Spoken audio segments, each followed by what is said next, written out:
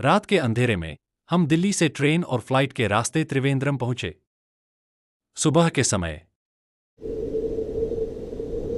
हल्की ठंडी हवा और तट की खुशबू हमें स्वागत कर रही थी। जैसे ही हम कन्याकुमारी पहुंचे, सबसे पहले हमारी नजर उस सुंदर समुद्र दृश्य पर पड़ी।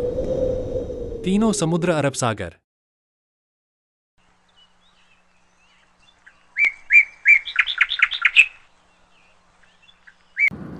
बंगाल की खाड़ी और हिंद महासागर यहां एक साथ मिलते हैं।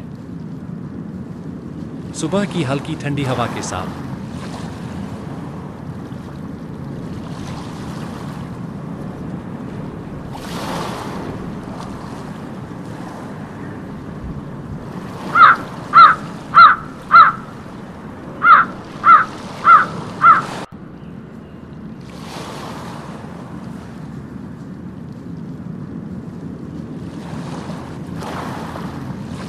सुबह सुबह का सूर्योदय पॉइंट देखने का अपना ही मजा है।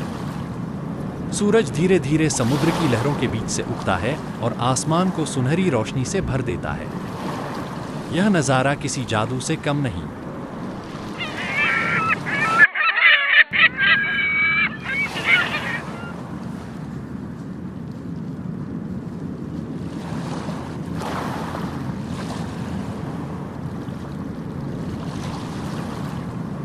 इसके पास ही है माता की पदचिन्ह स्थल।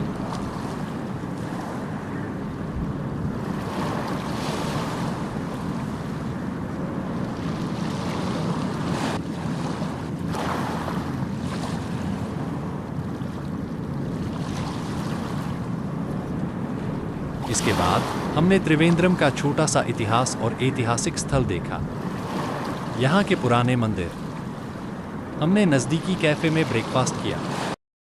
यहाँ का स्थानीय खाना और चाय का स्वाद बहुत खास था। ब्रेकफास्ट के बाद हम गए कन्याकुमारी की शॉपिंग मार्केट में। यहाँ आपको लोकल हस्तशिल्प। फिर बारी आई फेरी टिकट लेने की। टिकट की कीमत और समय का विवरण यहाँ की प्रशासनिक वेबसाइट और गाइड से मिल सकता है। फेरी के माध्यम से आप कन्याकुमारी के मुख्य द्वीप पर पहुँचते हैं। यहाँ की हवा।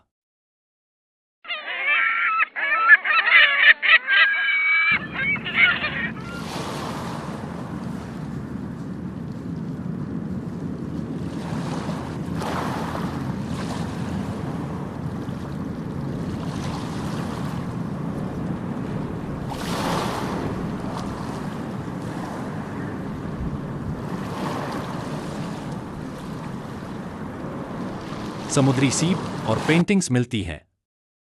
यादगार एनियर्स लेने का यह सही मौका है। समुद्र की लहरें और हरियाली आपको मंत्रमुग्ध कर देती है। किले और समुद्री रास्ते इतिहास की कहानी बताते हैं। द्वीप पर सबसे पहले नजर आती है स्वामी विवेकानंद की प्रतिमा। यह प्रतिमा समुद्र की ओर देखती हुई स्थिरता और ध्यान का प्रतीक है। जहां माना जाता है कि माता कन्याकुमारी ने अपने पैरों के निशान छोड़े थे। श्रद्धालु यहां दर्शन और पूजा करते हैं। स्वामी विवेकानंद जी का यह स्थल उनके जीवन और विचारों की याद दिलाता है। यहां आप उनकी शिक्षाओं और आदर्शों को महसूस कर सकते हैं।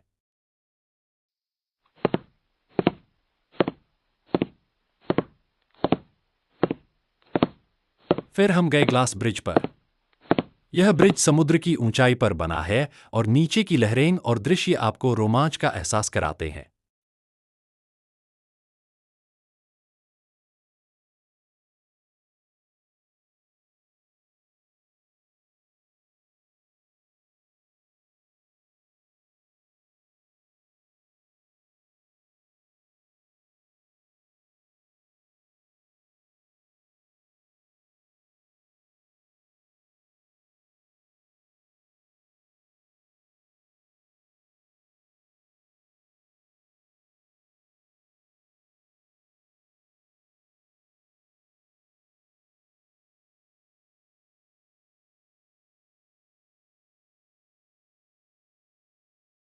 दिन के अंत में हमने देखा इंडिया का अंतिम पॉइंट।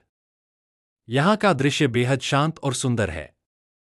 सूर्यास्त के समय समुद्र के किनारे बैठकर यह एहसास होता है कि आप भारत के सबसे दक्षिणी छोर पर हैं।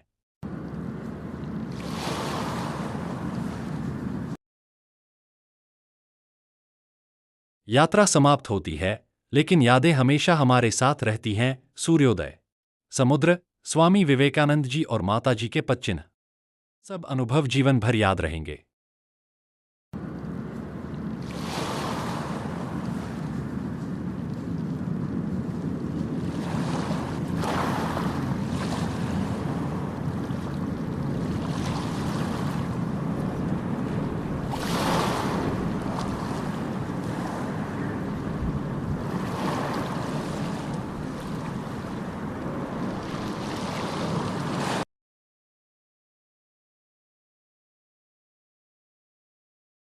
कन्याकुमारी का मुख्य आकर्षण है यहाँ तीनों समुद्रों का मिलन बिंदु।